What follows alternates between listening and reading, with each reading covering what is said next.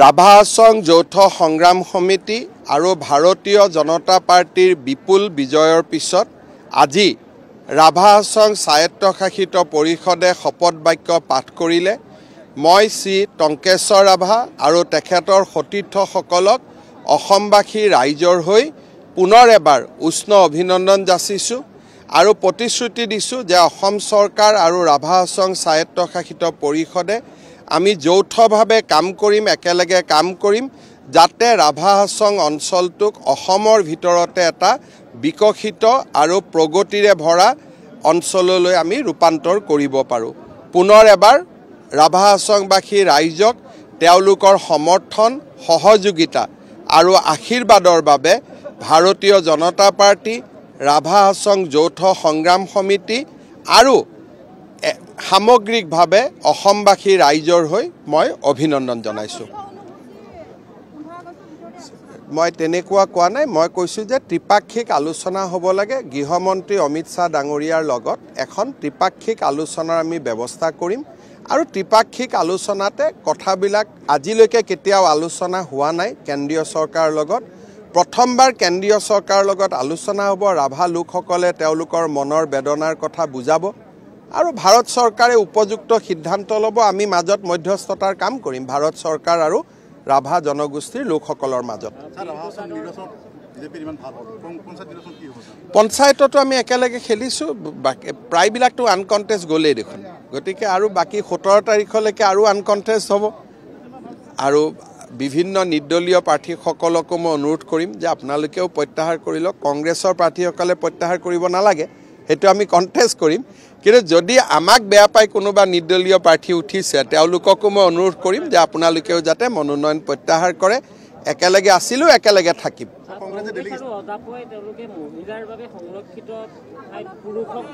চাওক, এই পাৰ্টিবিলাক চিনচিয়াৰ নহয়, চিৰিয়াছ নহয়। আজি ৰাজ্যৰ কাৰণে আমি যিমানবিলাক কাম কৰি আছোঁ, কংগ্ৰেছেতো কেতিয়াবাই কৰিব পাৰিলেহেঁতেন। আজি আপোনালোকে চাওক, এই ৰাভা হাছং স্বায়ত্তশাসিত পৰিষদৰ শপত বাক্য হৈছে। আৰম্ভণিটো অমূৰ আপোনাৰ দেশে দিয়ে হৈছে। এই সৰু কামটো কংগ্ৰেছেও কৰিব নোৱাৰিলেহেঁতেন জানো? গতিকে তেওঁলোকৰ কোনো চিনচিয়াৰিটিটো ক'তো নায়েই। তেওঁলোকে মাত্ৰ এই কেণ্ডিডেটৰ পৰা টকা, সেই কেণ্ডিডেটৰ পৰা টকা, সেইটোতে ব্যস্ত আছে। যি কৰে কৰক, খালি এটাই কথা, আমাৰ ষ্টাৰ কেম্পেইনাৰ আমাৰ অসমতে আছে আৰু আমিও মাতোঁ দিল্লীৰ পৰা, কিন্তু পঞ্চায়তত আমি নামাতোঁ, আমি বিধানসভাত মাতোঁ।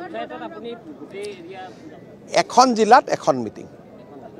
যদিহে মই 21 তাৰিখৰ পৰা কেম্পেইন কৰিম, এখন জিলাত এখন মিটিং। ক'ৰবাত যদি ডাঙৰ জিলা, ক'ৰবাত সময় ওলাই দুখন বেলেগ কথা, কিন্তু একেবাৰে জিলা পৰিষদত গৈ মিটিং নকৰোঁ। জিলা ভিত্তিত ক'ৰবাত 2-3টা সমষ্টি লগাই এখন এনেকৈ মিটিং কৰিম, কাৰণ সময় খুব কম। গতিকে কাৰণ বিহুৰ কেইদিনটো প্ৰচাৰ কৰিলে মানুহে বেয়া পাব।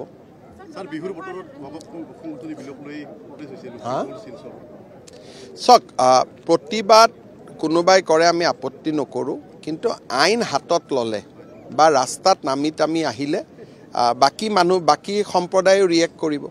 আৰু অসমখন তেনেকুৱা জেগা নহয়, আপুনি যদি ৰাস্তাত ওলাই আহে আপোনাক বেয়া পোৱা মানুহো থাকিব।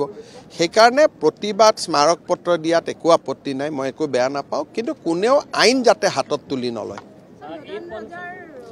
দদান ৰজাৰ যেনেকৈ আমি লাচিত বৰফুকনৰ প্ৰতিমূৰ্তি নিৰ্মাণ কৰিছোঁ, মোৰ মনত এটা ইচ্ছা আছে যে অসমত যিসকলে মোগলক আক্ৰমণ কৰিছিল বা সেই সময়ত যি মুছলমানসকলে অসমক দখল কৰিব চেষ্টা কৰিছিলে, পিঠুৱে বাধা দিছিল, কনচেং বৰপাত্ৰ গোহাঁয়ে পৰাজিত কৰিছিল মোগলক, তুৰ্বকক। তাৰপিছত পিঠুৱে তুৰ্বকক পৰাজিত কৰিছিল, দদানে যুঁজিছিলে।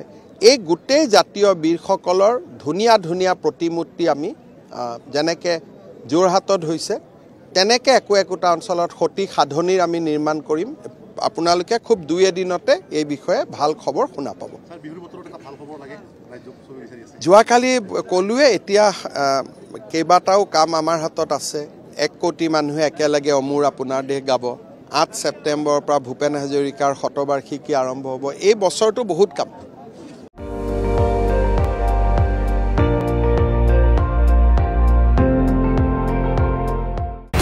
আপুনি চাই আছে ND24, সৰ্বশ্ৰেষ্ঠ নহয়, সৰ্বোত্তমৰ দৌৰ।